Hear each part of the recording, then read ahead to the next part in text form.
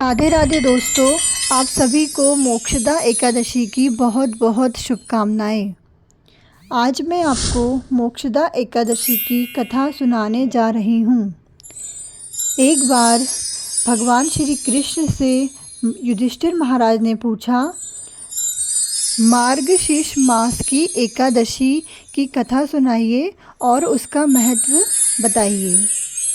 तब भगवान श्री कृष्ण बोले, हे राजन, मार्गशीर्ष मास की शुक्ल पक्ष में आने वाली एकादशी परम कल्याणमयी एकादशी को मोक्षदा एकादशी कहते हैं। इस दिन दामोदर विग्रह की तुलसी पत्र से पूजा की जानी चाहिए। प्राचीन काल में चंपक नाम का एक अत्यंत सुंदर नगर था। वहाँ पर वेखांस नामक राजा राज्य करता था। उसके राज्य में चारों वेद के जानने वाले ब्राह्मण रहते थे। वह राजा अपनी प्रजा का अपनी संतान की तरह लालन पालन करता था।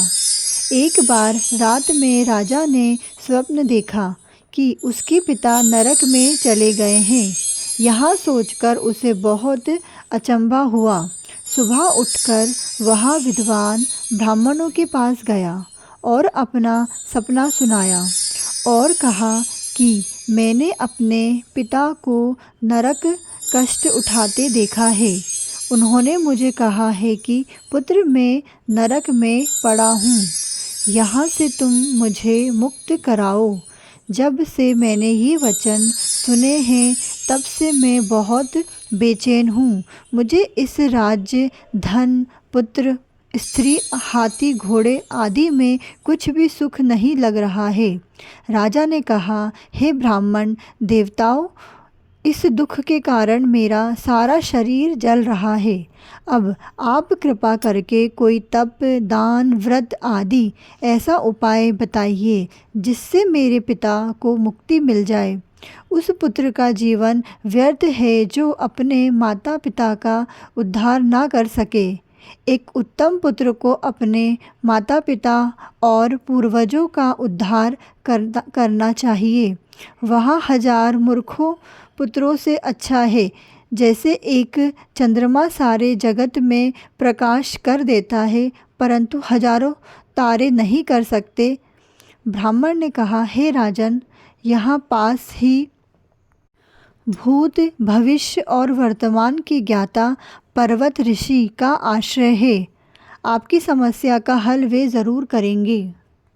ऐसा सुनकर राजा मुनि के आश्रम पर गया।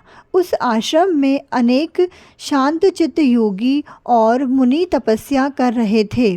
उसी जगह पर्वत मुनि बैठे थे। राजा ने मुनि को साष्टांग दंडवत प्रणाम किया। मुनि ने राजा से सांगोपांग कुशल पूछी। राजा ने कहा कि महाराज, आपकी कृपा से मेरे राज्य में सब कुशल है, लेकिन अकस्मात मेरे चित्त में अत्यंत अशांति होने लगी है। ऐसा सुनकर पर्वत मुनि ने आंखें बंद की और राजा के भूत के बारे में विचार किया। फिर बोले, हे राजन, मैंने योग के बल से तुम्हारे पिता के कुकर्मों को जान लिया है। उन्होंने पूर्व जन्म में कामांतुर होकर एक पत्नी को रति दी, किंतु सोत के कहने पर दूसरी पत्नी को ऋतुदान मांगने पर भी नहीं दिया। उसी पाप कर्म के कारण तुम्हारे पिता को नरक में जाना पड़ा। तब राजा ने कहा, इसका कोई उपाय बताइए। मुनि बोले, हे राजन, आप मार्गशीर्ष एकादशी का उपवास करें और उस उपवास के पुण्य को अपने पिता को संकल्प कर दें। इससे प्रभाव से आपके पिता की अवश्य नरक से मुक्ति होगी। मुनि अनुसार वचन सुनकर राजा महल में आए और मुनि के कहने अनुसार कुटुंब सहित मोक्षदा एकादशी का व्रत किया।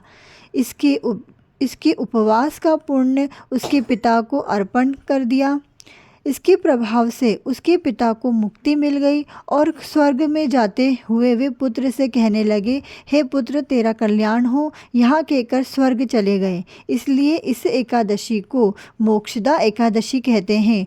जो लोग मोक्षदा एकादशी का व्रत करते हैं उनके समस्त पाप नष्ट हो जाते हैं। इस व्रत से बढ़कर मोक्ष देने वाला और कोई व्रत नहीं है। इसी के साथ यहाँ कथा समाप्त होती है। अगर